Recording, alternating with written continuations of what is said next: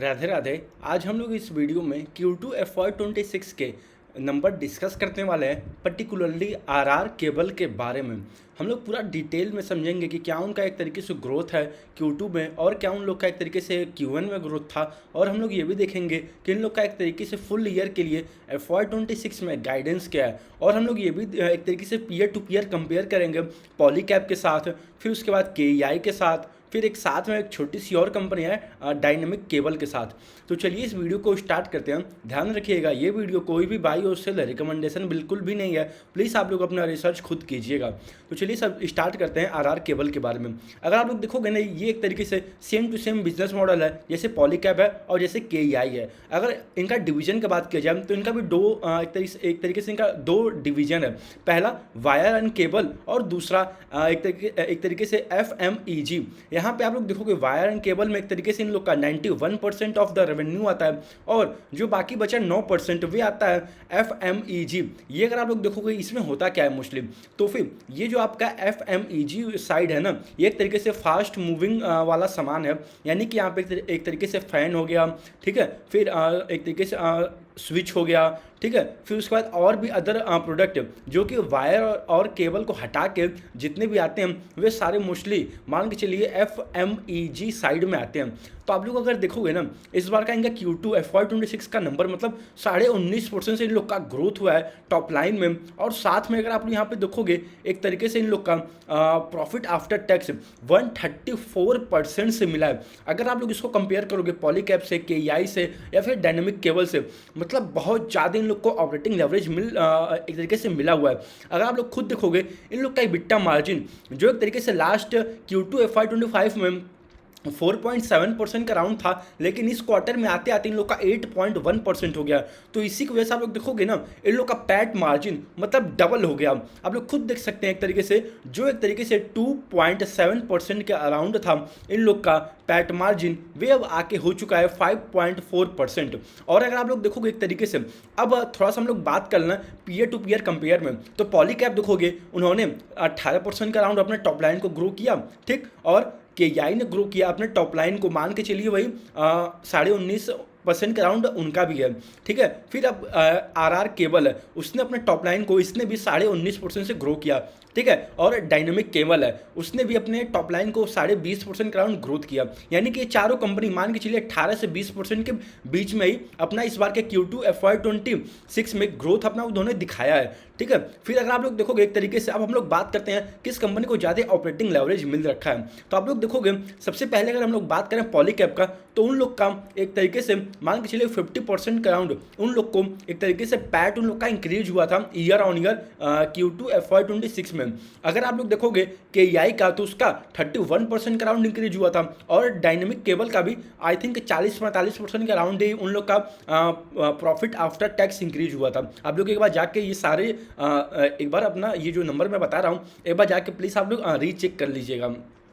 उसके बाद अगर हम लोग बात करें आरआर केबल का, तो इनका आप लोग देखोगे ना 134% से यानी कि 135% मान के चलिए इन लोग का प्रॉफिट आफ्टर टैक्स इंक्रीज हुआ। यानी कि एक तरीके से मान के चलिए जो टॉप लाइन ग्रोथ में सारे कंपनियां एक तरीके से इक्वल रेंज पे आ रही थी, लेकिन अगर हम लोग एक तरीके से मान के चलो, आप लोग कभी भी किसी कंपनी को एनालाइज कर रहे हो ना, अगर वो कंपनी एक तरीके से सारी कंपनियां एक तरीके से मान के चलिए इक्वल टॉप लाइन ग्रोथ आता है, तो उसके बाद आप लोग कंपेयर करो किसका EBITDA मार्जिन ज़्यादा इंप्रूव हुआ, फिर किसका पैट मार्जिन ज़्यादा इंप्रूव हुआ, फिर किसका ज़्यादा प्रॉफिट आफ्टर टैक्स इंक्रीज हुआ और साथ में किसका अर्निंग पर शेयर इंक्रीज हुआ।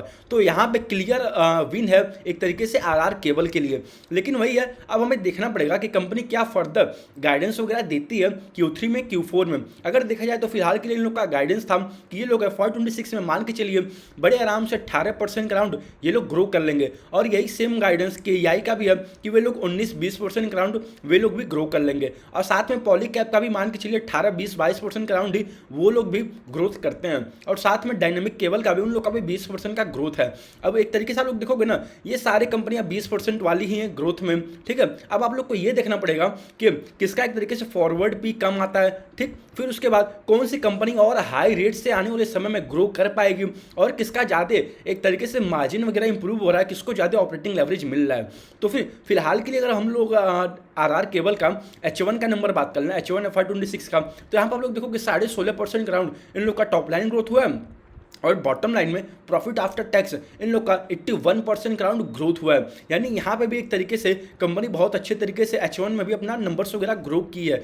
तो आप लोग कंपनी ट्रैक करते रहिएगा, देखते रहिएगा कि कंपनी क्या फर्दर बताती है। तो फिलहाल के लिए देखा जाए ना, अभी एक तरीके से ये नंबर अच्छा तो है, लेकिन वही है फिलहाल के लिए अगर हम लोग बस मेन टॉप लाइन ग्रोथ देखें तो यहाँ पे एक तरीके से सारी कंपनियां मान के चलिए, इससे जो बड़ी कंपनी है दो KEI और पॉलीकैब, वो भी एक तरीके से 18-20% के अराउंड ग्रो कर रही हैं। तो इसीलिए आरआर केबल को उतना एक तरीके से मार्केट में इंटरेस्ट नहीं दिखता है। इसीलिए नहीं दिखता है क्योंकि एक तरीके से अगर आपसी बहुत बड़ी कंपनीज हैं, एक तरीके से पॉलीकैब का 90,000 करोड़ के अराउंड ही उन लोग का मार्केट कैप है, ठीक है। अगर वे लोग इतने हाई रेट से ग्रो कर रहे हैं, यानी कि वो लोग भी 18-20% से ग्रो कर रहे हैं, अगर आप भी अपने टॉप लाइन ग्रोथ को 18-20% ही दिखाओगे तो जाहिर सी बात है ज़्यादातर लोग KEI और पॉलीकैब में ही जाएंगे, क्योंकि आपसे ज़्यादा सेफर ऑप्शन वहाँ पर रहेगा।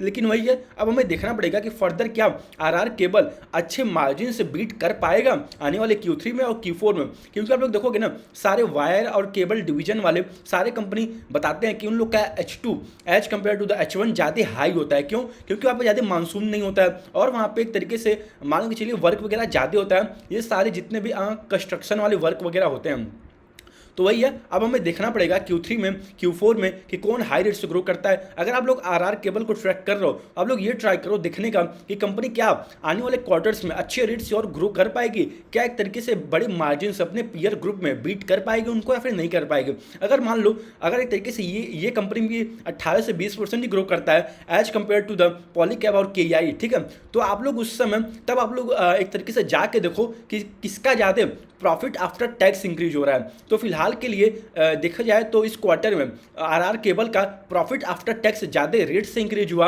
As compare to the Dynamic Cable, as compare to the KEI, as compare to the Polycab. तो अब वही है, अब हमें देखना पड़ेगा आने वाले क्वार्टर्स में क्या बनता है इन लोग का टॉप लाइन ग्रोथ और प्रॉफिट आफ्टर टैक्स। तो देखते हैं कि कंपनी अपने कॉन कॉल में क्या बताती है। फिलहाल के लिए KEI का गाइडेंस है कि वे लोग FY26 और FY27 में मान के चलो 20% से बड़े आराम से ग्रो कर लेंगे, और पॉलीकैब का भी सेम रेंज ही रहेगा 18 से 20%, और डायनेमिक का भी 20% के अराउंड ही रहने वाला है। अब वही देखते हैं कि आरआर केबल क्या जो इनका 18% का गाइडेंस है इसको और ऊपर ले जाता है या फिर नहीं ले जाता है। तो चलिए फिलहाल के लिए इस वीडियो को यहीं तक रखते हैं। ध्यान रखिएगा ये वीडियो कोई भी बाई और सेल रिकमेंडेशन बिल्कुल भी नहीं था। प्लीज़ आप लोग अपना रिसर्च वगैरह खुद कीजिएगा। राधे राधे।